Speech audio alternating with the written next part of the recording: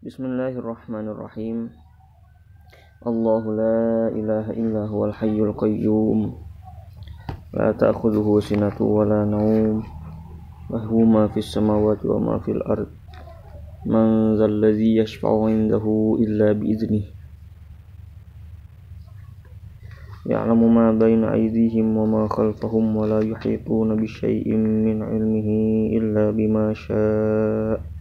Wasi'a kursiyyuhu as-samawati wal arda wa la ya'uduhu hifdhuhuma wa huwal 'aliyyul 'azim. Ayat kursi surat Al-Baqarah ayat 255. Pertama, Allahu. Ayat ini diawali sebuah nama yang hanya Dia satu-satunya yang menggunakan nama ini. Satu nama yang jika disebut seluruh pemikiran akan mengarah kepada yang Maha Tunggal ini. Rauf, Rahim, Qadir, walaupun itu Asmaul Husna, tapi kadang masih dipakai untuk menunjukkan sifat salah satu makhluk. Tapi lafaz Allah, maka hanya Dialah satu-satunya. La ilaha illallahu. Hanya Dia Tuhan. Yang kedua, Al-Hayyul Qayyum. Allahu la ilaha illa huwal Hayyul Qayyum. Hayy itu yang maha hidup. Hidup itu berbeda-beda. Jika dikatakan ke lampu, maka hidup artinya menyala. Jika dikatakan ke pohon, maka artinya rindang atau tumbuh. Jika dikatakan ke elektronik, maka hidup artinya aktif. Jika dikatakan ke perkumpulan atau organisasi, maka hidup artinya memiliki kegiatan. Dan jika dikatakan ke manusia, maka hidup artinya punya nyawa, bernafas. Kadang artinya tidak galau, kadang artinya tidak punya uang, kadang artinya suka bikin perkara, dan seterusnya. Nah, aneh jika makna-makna hidup ini dikatakan pada yang bukan tempatnya. HP hidup padahal tidak bernyawa, pohon hidup padahal gak punya uang. Maka aneh jika hidup versi makhluk disamakan dengan hidup versi Kholik. Beda hidup makhluk dengan hidupnya Allah. Laisa kamitslihi syai'un. Nah, dari sini sudah kelihatan betapa Allah ingin memudahkan manusia untuk mengenalnya, sehingga Dia menggunakan lafaz-lafaz yang familiar. Allah Maha Kuasa, Allah Maha Mendengar, Allah melihat, mengetahui, bahkan nanti memakai kata kursi, yang secara bahasa bukan kursi duduk tapi kursi kaki. Atau misalnya aras, singgasana raja. Itu kata-kata yang familiar, eksklusif, dan tentu saja berbeda. Jangan pernah disamakan. Tapi sayangnya tidak banyak yang mau berkenalan, seakan-akan lisanul hal mengeluh kepadanya. Tuhan, mengapa rasanya sulit sekali untuk mengenalmu? Padahal engkau itu beda dari yang lain. Seperti begitu. Selanjutnya yang ketiga, Al-Qayyum. Maha berdiri sendiri. Maksudnya tidak butuh apapun. Dia muhu binafsihi. Tapi bukan hanya itu, dia juga penyebab utama berdirinya kehidupan. Walhasil segala hal otomatis menjadi butuh kepadanya. Maka Dia yang maha mengurus segalanya. Dia sumber dari segalanya. Yang lain ada sebab Dia ada. Dia yang mengurus hal tiada menjadi ada. Dan ada diurus supaya tetap ada. Ulangi, Dia sumber dari segalanya. Yang lain ada sebab Dia ada. Dia mengurus hal tiada menjadi ada. Dan yang ada diurus supaya tetap ada. Hingga kemudian tiada. Hingga ada lagi, dan seterusnya. Semua terserah Dia. Tidak ada yang bisa terlepas atau berlepas diri darinya. Tidak ada yang bisa terlepas atau berlepas diri darinya. Kenapa? Karena Dia la ta'khudhuhu sinatu wa la naum. Tidak pernah mengantuk, tidak tidur. Di sini kita berhenti sejenak untuk bertadabbur. La ta'khudhuhu sinatu wa la naum. Tidak ngantuk, tidak tidur. Jadi Al-Quran itu unik. Kadang pujian-pujian di Quran ditetapkan menggunakan kalimat yang simpel tapi detail. Contoh, saya ingat keterangan Gus Baha tentang Nabi Ibrahim. Quran mengatakan, maka Ibrahimu Yahudiyya wala Nasraniyya. Ibrahim bukan Yahudi, bukan Nasrani. Apa pentingnya penetapan sifat demikian? Sama seperti ada kiai besar, masyhur, terkenal, lalu kamu berkata, kiai ini bukan maling, bukan bandar narkoba. Nah, tidak ada apa jika dipikir apa pentingnya. Atau seperti bilang ke presiden, wahai seorang yang bukan RT, kan aneh. Memang benar, tapi aneh saja. Nah, ternyata ada statement begitu tentang Nabi Ibrahim malah karena kebodohan Bani Israel. Bani Israel itu bagaimana mungkin seorang Nabi Ibrahim yang semasyhur itu dinisbatkan kepada aliran yang lahir jauh ratusan tahun setelahnya. Kata mereka Ibrahim ini Yahudi, satunya lagi bilang Ibrahim adalah pengikut Nasrani. Bagaimana mungkin seorang kakek yang sudah lama wafat termasuk anggota organisasi beberapa generasi setelahnya, padahal sama-sama tidak pernah menangi? Maka tidak nyambung. Seperti Kanjeng Nabi itu termasuk Syafi'iyah, satunya bilang beliau Hanabilah, pengikut Hambali. Nah, itu kan tidak mungkin, tidak nyambung. Nah, artinya statement ringan Al-Quran tadi bahwa Ibrahim bukan Yahudi dan bukan Nasrani ternyata memiliki sebuah keilmuan yang luas. Lebih tepatnya cara pandang yang jelas. Maksudnya, statement ringan tersebut ternyata merupakan sebuah klarifikasi. Klarifikasi penting tentang Nabi Ibrahim. Karena beliau terlanjur hidup di bangsa yang notabene penduduknya Yahudi Nasrani. Sehingga mereka akhirnya dengan bodohnya menyangka bahwa Nabi Ibrahim adalah bagian dari mereka. Padahal Nabi Ibrahim ya Nabi Ibrahim, seorang yang berserah diri kepada Allah dan tidak menyekutukannya. Intinya Bani Israel lagi datang bodohnya, tapi diklarifikasi oleh Allah dengan kalimat simple sehingga itu merupakan sebuah pujian. Ha antum haula'i hajajtum fima lakum bihi ilmun falimatu hajjuna fima laysa lakum bihi ilm wallahu ya'lamu wa antum la ta'lamun ma kana Ibrahim Yahudiyya wala Nasraniyya walakin kana hanifan musliman wa ma kana minal musyrikin. Nah, di sini menjelaskan keterangan itu karena persoalannya mirip-mirip. Sama-sama penafian, pentiadaan yang kayak kurang berarti, tapi ternyata keren gitu. Seperti apa maknanya, apa artinya, tapi ternyata sangat hebat, sangat indah, istimewa. Ibrahim tidak Yahudi, seperti Allah itu tidak mengantuk. Lalu tentang ngantuk, tidur, Allah tidak mengantuk dan tidak pernah tidur. Bagaimana kerennya, apa hebatnya?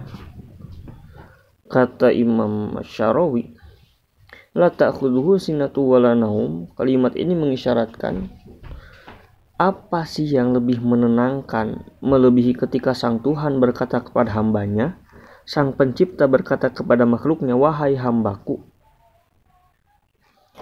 tidurlah, istirahatlah, biarkan matamu terlelap, biar aku yang tidak pernah tidur ini yang menjagamu. Dia tahu bahwa kamu sebagai makhluk butuh tidur, dan di tengah tidurmu seluruh organ tubuhmu tetap berfungsi. Apa jika kamu tidur jantungmu berhenti? Apa jika kamu tidur napasmu selesai? Apa jika kamu tidur pencernaanmu tidak berfungsi? Tidak. Itu semua tetap pada aktivitasnya. Apa mereka bergerak sendiri? Memangnya sejak kapan organ tubuhmu memiliki kemauan? Tidak, itu artinya ada yang mengelola secara terus-menerus. Kira-kira siapa? Itu adalah Allah yang tidak pernah tidur, yang tidak pernah mengantuk, dan itu bukan hanya organmu, tapi organ seluruh manusia, bukan seluruh kehidupan, bukan seluruh manusia, tapi seluruh kehidupan di segala penjuru alam semesta raya ini, Dia yang mengurus. Akhirnya segalanya benar-benar terurus, tidak terbengkalai, tidak tercampur aduk, penuh hikmah, pelajaran tidak pernah selesai, dan seterusnya. Bayangkan hal ini saat kamu mau tidur, sehingga sangat baik baca ayat kursi sebelum tidur, apalagi memahami terhadap makna yang tadi. Lalu beliau melanjutkan, maka kamu tidur dan Tuhanmu tidak, Dia menjagamu. Demi Allah, kira-kira ubudiyah kita kepada Allah ini menghinakan kita atau malah memuliakan kita? Tuhan yang kita sembah seolah mengatakan, silahkan tidur. Aku tidak, aku menjaga eksistensimu. Tidak hanya kamu, tapi seluruh alam. Tentu penghambaan kita kepadanya merupakan penghambaan yang malah memuliakan kita. Bukan merendahkan, bukan juga menghinakan.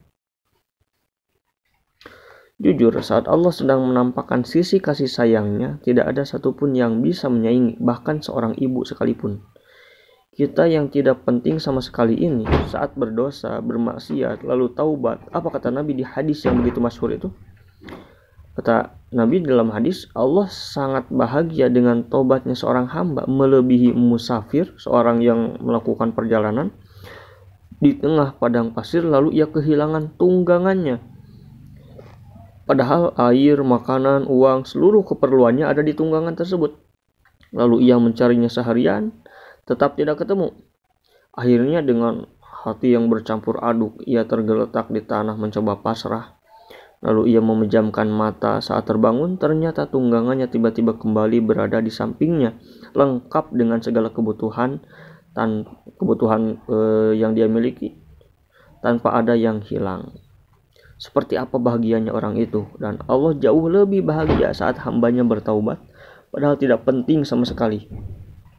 Itu Allah saat menampakkan maha penyayangnya. Tapi saat dia menampakkan jalalahnya, keagungannya, ibadah jutaan tahun pun, kalau dia sudah tidak berkenan atau tidak mau pada orang itu, ya sudah selesai, neraka. Kurang apa dekatnya iblis. Tapi kalau Allah sudah tidak mau dia lagi, ya sudah, dia terlaknat. Iblis itu makhluk yang sangat dekat dengan Allah pada awalnya, termasuk makhluk yang sangat dekat, muqarrabun, iblis itu.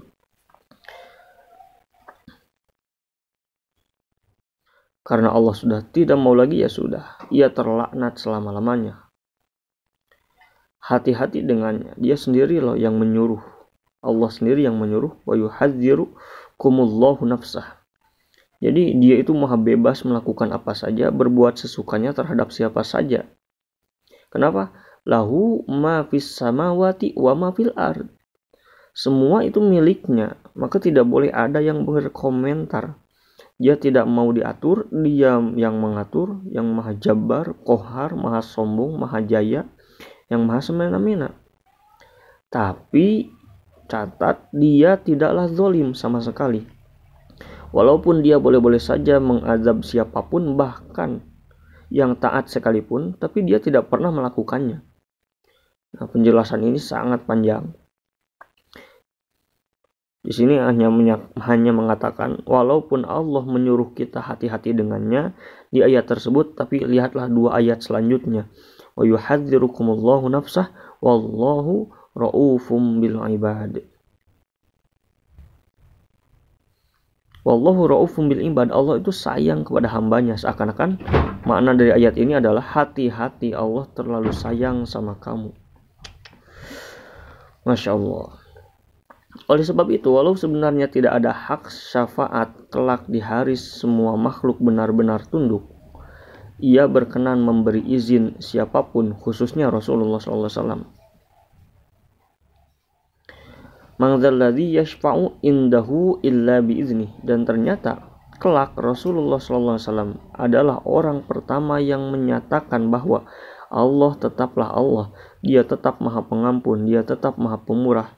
Bahkan saking pemurahnya pun, iblis pun ingin kebagian. Wa rahmati wasi'at kulla syai'. Kata Allah, rahmatku meliputi segala sesuatu. Iblis berkata, ya Allah, aku termasuk sesuatu. Aku itu kulla syai'. Nah, Tapi sayangnya iblis lupa dengan lanjutan ayat tersebut. Wa rahmati wasi'at kulla syai'in fasa'aktubuha lilladzina yattaquna wa yu'tuna az-zakah walladzina hum biayatina yu'minun. Walladzina hum biayatina yu'minun. Kata Allah, nggak bisa, walau rahmatku meliputi segala sesuatu, tapi sesuatu itu hari ini hanya orang-orang bertakwa, ahli zakat, dan beriman dengan ayat-ayatku. Siapa mereka? Mereka adalah umat Muhammad. Lalu lanjutan ayat, memang rahmatnya meluas ke apa saja, tapi ini rahmat khusus untuk kita.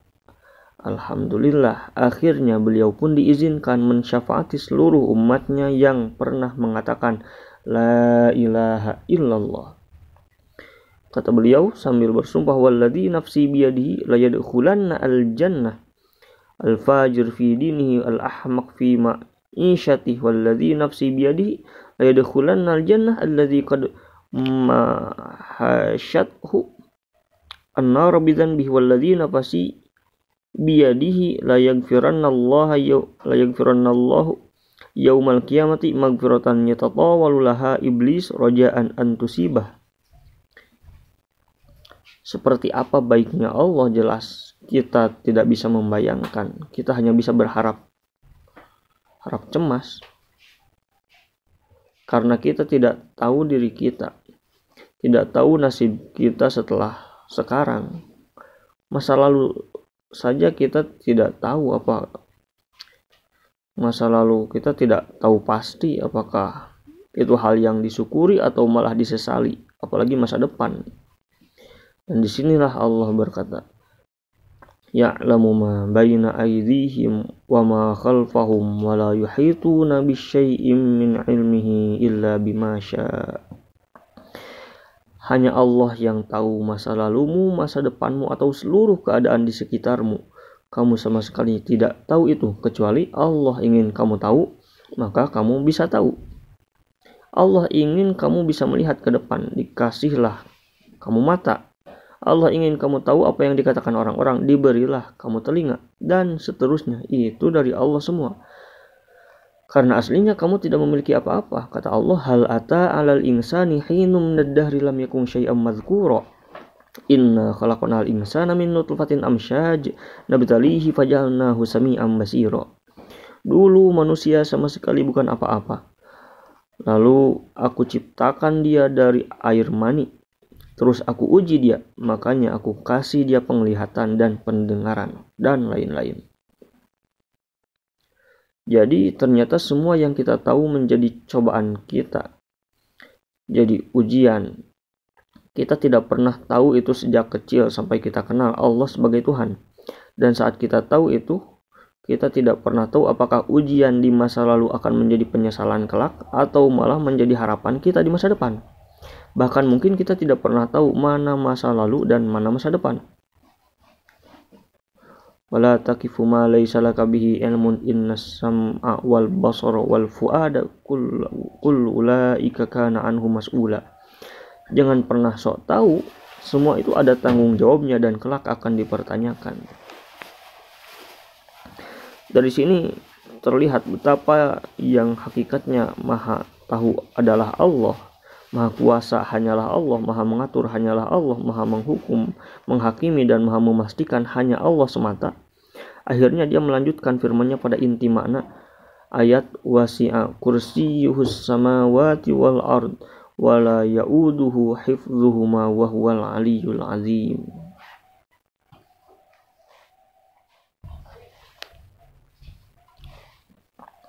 Luas sekali kursinya, meliputi seluruh langit dan bumi. Bahkan langit bumi sama sekali bukan beban untuk kursinya, apalagi untuknya, apalagi hanya masalahmu yang sepele itu. Dialah yang maha luhur, dialah yang maha agung. Itu baru kursinya, belum arasnya. Bumi saja luasnya kayak gini, seperti ini. Apalagi langit, apalagi 7 langitnya yang sampai hari ini belum ada kepastian seluas apa. Apalagi kursinya, apalagi arasnya. Maka ciptaan seagung ini manusia tidak akan pernah bisa membayangkan. Lalu Di sini pasti akan ada pembahasan ilmu tauhid, kursi, arasy, apa itu? Mudahnya begini, kursi di ayat tersebut maksudnya adalah sebuah istilah yang Allah gunakan untuk memahamkan manusia bahwa angkasa raya ini masih berada di sebuah ruang yang bernama kursi. Sedangkan kursi yang seluas itu karena mencakup langit bumi itu ada dalam ruang yang bernama arasy. Jadi kursi di sini jangan dibayangkan seperti kursi dunia, kursi tempat duduk, beda. Apakah Allah di situ? Mana mungkin. Allah sudah ada sebelum adanya kata kapan dan kata di mana. Sudah. Jadi jangan menyamakan, jangan samakan kursi dengan dunia. Lalu apa? Ya terserah, biarkan dan cukup diimani, boleh. Maknai kekuasaan Allah boleh, kerajaan juga boleh, pengetahuan. Itu semua ciptaannya. Mana mungkin pencipta tidak tahu apa yang diciptakan. Maka jika langit bumi saja belum dijelajahi sepenuhnya oleh manusia, sehingga banyak hal-hal yang masih menjadi misteri, apalagi langit, apalagi 7 langit, apalagi kursi, apalagi aras, padahal semua hanya makhluk yang Allah ciptakan dengan kata kun. Sesimpel itu. Tapi kita tidak paham, maka ya sudah, banggalah karena tidak tahu, sebab itu artinya hanya Allah yang tahu. Dan ketika kita bangga karena tahu bahwa hanya Allah yang maha tahu, berarti inilah puncak pengetahuan kita. Inilah yang Allah inginkan dari kita, menyaksikan pertunjukannya yang sangat hebat, sangat wah ini. Kata Allah, Allahul ladzi khalaqa sab'a samawati wa minal ardi mithlahunna yatanazzalul amru bainahunna lita'lamu annallaha ala kulli syai'in qadir wa annallaha qad ahata bikulli syai'in ilma. Allah menciptakan ini dan itu dengan segala kerumitannya hanya untuk kalian tahu bahwa Allah maha kuasa atas segala sesuatu dan maha tahu terhadap apapun itu. Ya sudah, dia ingin begitu, turuti saja, nikmati pertunjukannya. Disinilah makna utama kalimat terpenting asyhadu alla ilaha illallah. Aku bersaksi bahwa tidak ada Tuhan selain Allah. Bersaksi, ingat, bersaksi ulama mulia karena mereka menghayati kata bersaksi. Para ulama itu mulia karena mereka menikmati, menghayati kata bersaksi. Syahidallahu annahu la ilaha illahu wal malaikatu wa ulul ilmi qa'iman bil qisti la ilaha illahu wal azizul hakim.